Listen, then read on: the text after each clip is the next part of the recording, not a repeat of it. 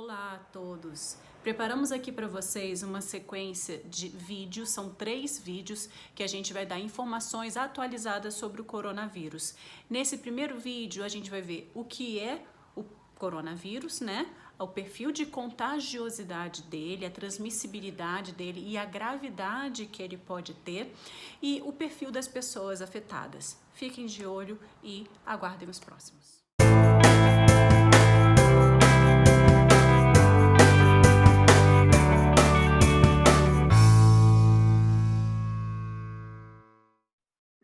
Bom, boa tarde a todos.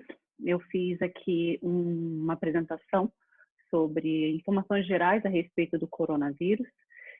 Gostaria de compartilhar com vocês para que todos nós possamos ficar bem informados e possamos tirar algumas dúvidas a respeito dessa pandemia que a gente está vivendo.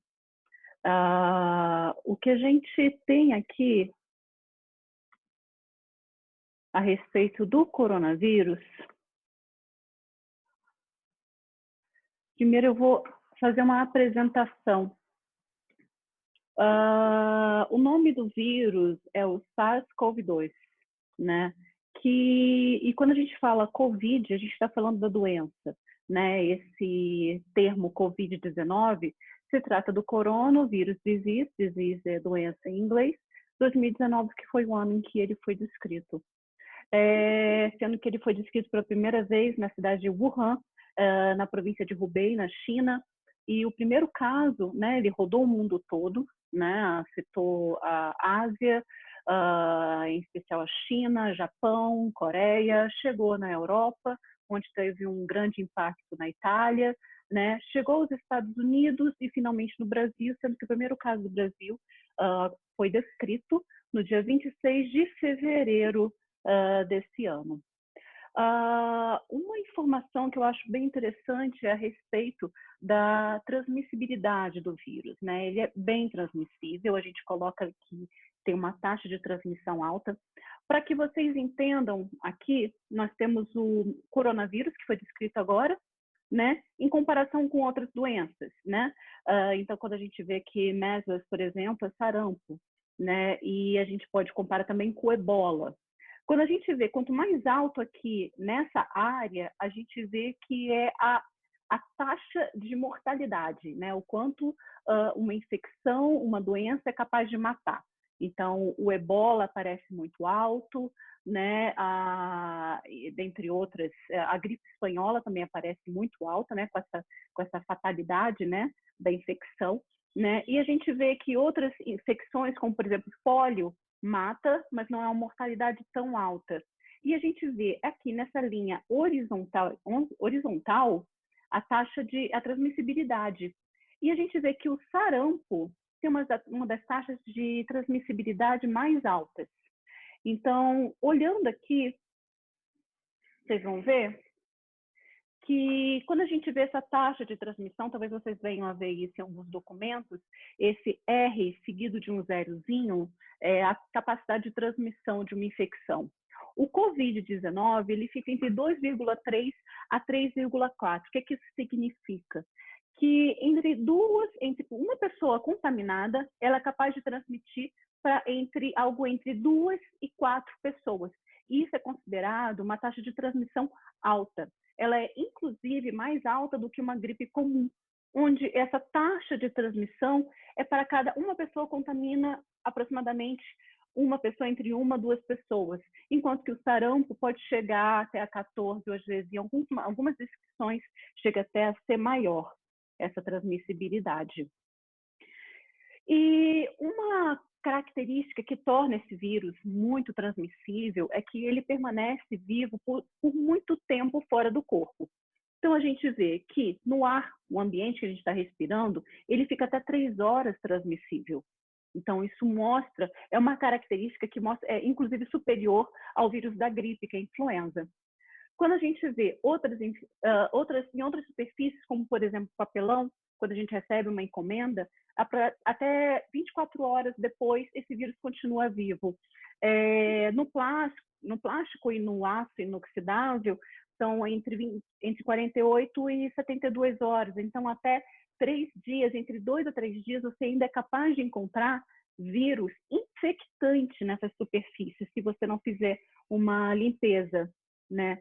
E aqui, para a gente também ter uma ideia da gravidade do assunto, né, o que torna esse vírus também muito ruim, não é só a capacidade dele de contaminar outras pessoas a partir de uma pessoa doente, mas é também que ele é muito mais grave, ele mata mais do que a gripe, por exemplo.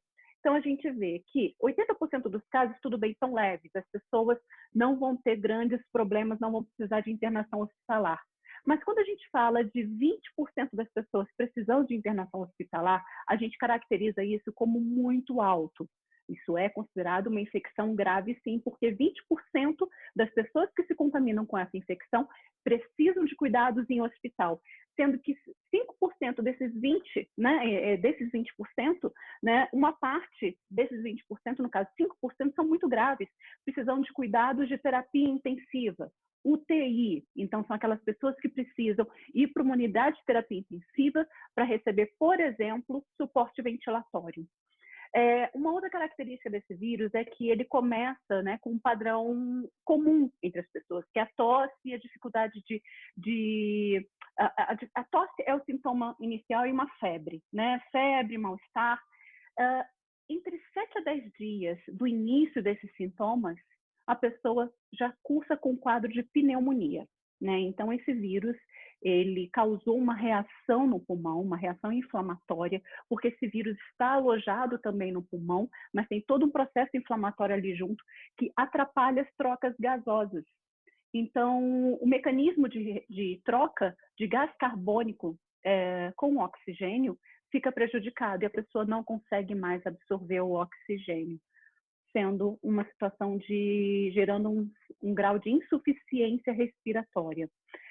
Dependendo dessa gravidade, pode ser necessária a ventilação mecânica. E aí essa situação que a gente vê que são os casos que, se o suporte ventilatório e unidade de terapia intensiva não forem suficientes, pode levar a pessoa a óbito. E a gente vê que essa letalidade, ela inclusive é muito maior do que a gripe, não é em pouco não, em até 20 vezes mais letal que a gripe, em especial os idosos. Então, os idosos são realmente o grupo que mais sofre com esse tipo de problema.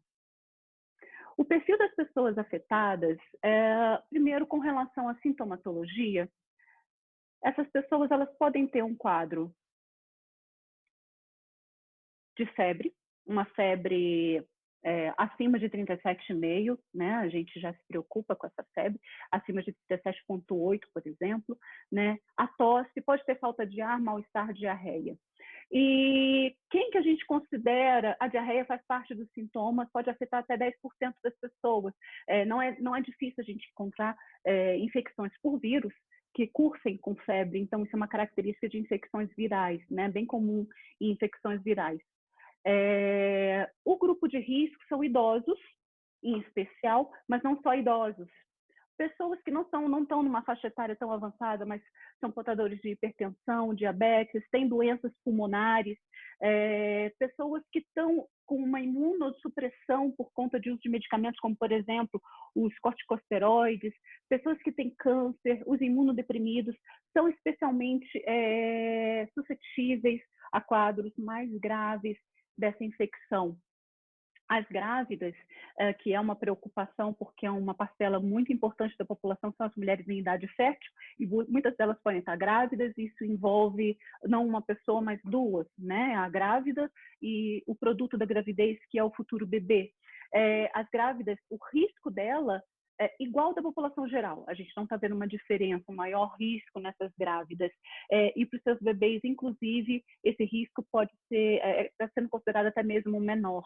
Né? A gente vê que as crianças, elas têm apresentado, elas podem se contaminar, sim, mas de uma forma geral elas têm apresentado quadros muito mais leves.